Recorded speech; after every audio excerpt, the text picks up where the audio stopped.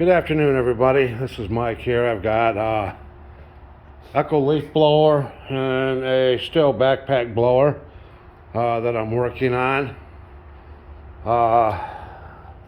This one doesn't run, and it's kind of hard to see, but that's a spark plug out of it. This is the fuel filter out of it. As you're getting this equipment out to run it, obviously it's fall, you got to get those leaves blown. Whether it's your leaf blowers or snow blowers, get all the gas out of the systems before you try to start them, especially on the two strokes. The oil and gas will separate over a period of time, and there's a high risk that you can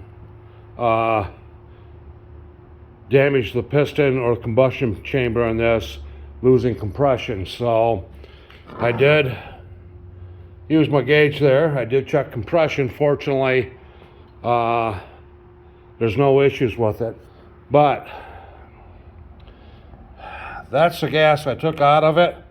This is the gas that's going in it. Very old gas, and you can even smell it. Fresh gas.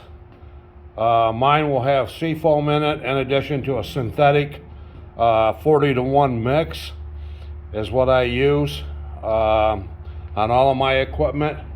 So that's what's going to go back into this unit here, and hopefully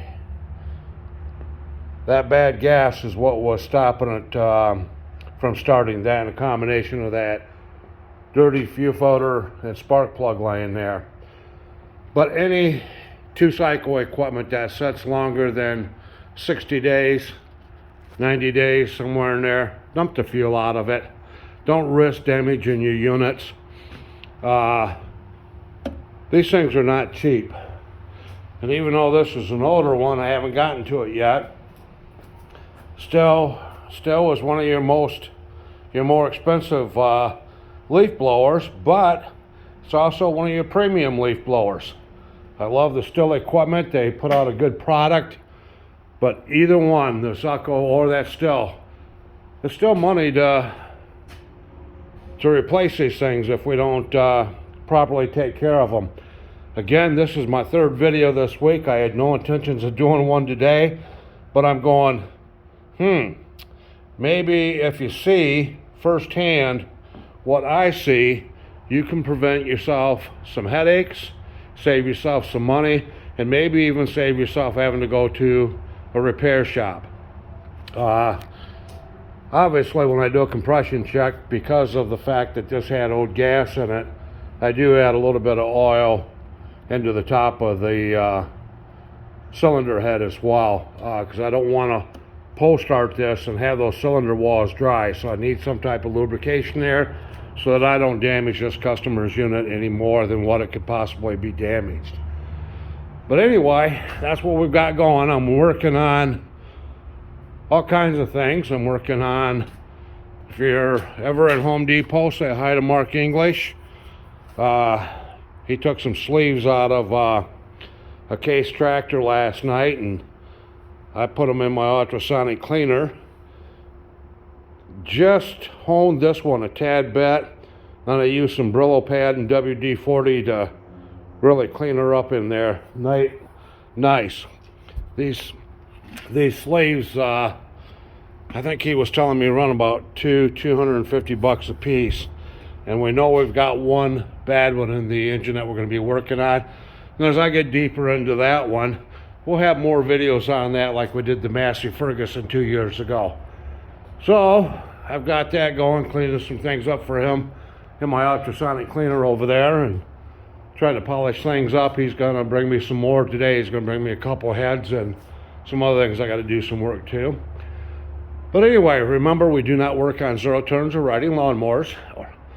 We do not work on any type of recreational vehicles whatsoever. Obviously, I work on chainsaws, and I sharpen chainsaw chains. Air compressors, nail guns, pressure washers, leaf blowers, all kinds of leaf blowers, including the one setting up there. And if you don't remember my post from yesterday, just a reminder. Let me grab it here. I gotta do this. You have to forgive me. But for the love of God, never use starting fluid on any of your small engines. Anyway, as I explained yesterday, they had used starting fluid to try to start this little wonder. These are expensive units, but they're also top of the line. And I'll just go over this one quickly. You can see the rod. This one broke, and this one bent. Starting fluid explodes. Literally explodes inside that combustion chamber. Unlike gas and or carburetor cleaner. If you have to use something to start your small engines, use carburetor cleaner, please. That's going to save you some expenses, some downtime, and having to go to a repair facility. And had I gotten this one before they got to the point to where they decided we'll try starting fluid, I could have saved this customer some money. As a matter of fact, when I got the customer on the phone, versus telling him what I found, I asked him if they had used starting fluid. Because based on my findings, that's a strong indicator, bent rods, broken rods, that somebody used starting fluid in the unit. Starting fluid was not designed for small engines. Starting fluid was designed for larger, big combustion engines. Your V8s, your 6-cylinders, your diesel tractors, semis, all those things. Starting fluid was never intended to be used in a small engine, because they know that if you shoot too much in there, you could literally blow the head off one of these, or you can damage internal components like we found on that little Wonder.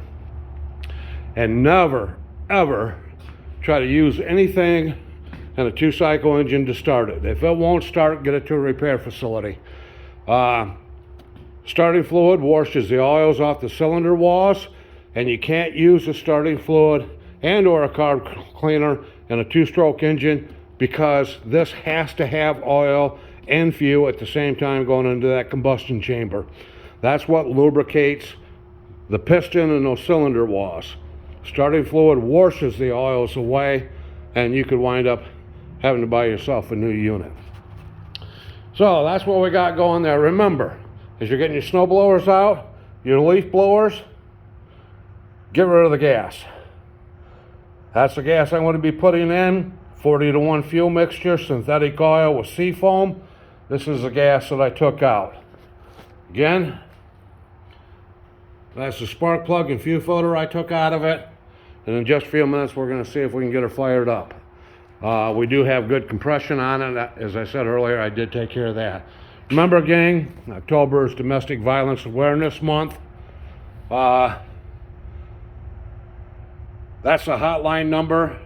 They're available 24/7, 1-800-799-7233.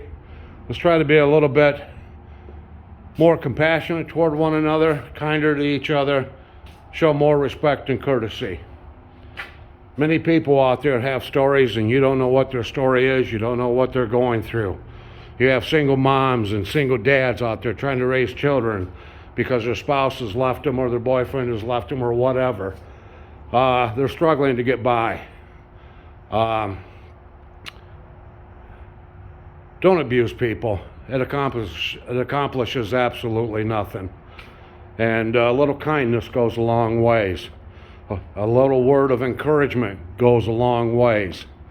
And I know some people say, well, why'd you give her a tip? She wasn't a good waitress. We don't know what she encountered before she came to my table and waited on me, as an example. She could have encountered a disgruntled, angry, bitter customer. And there's too many of those out there today. So remember, they're making a living just like you and I. They work hard to do it, and in some cases they make peanuts. Let's be kind to one another. Definitely let's show a little bit more respect and courtesy, because you don't know their story. You don't know what's going on in their life. Everybody Take care. God bless. Have a great day. Bye-bye.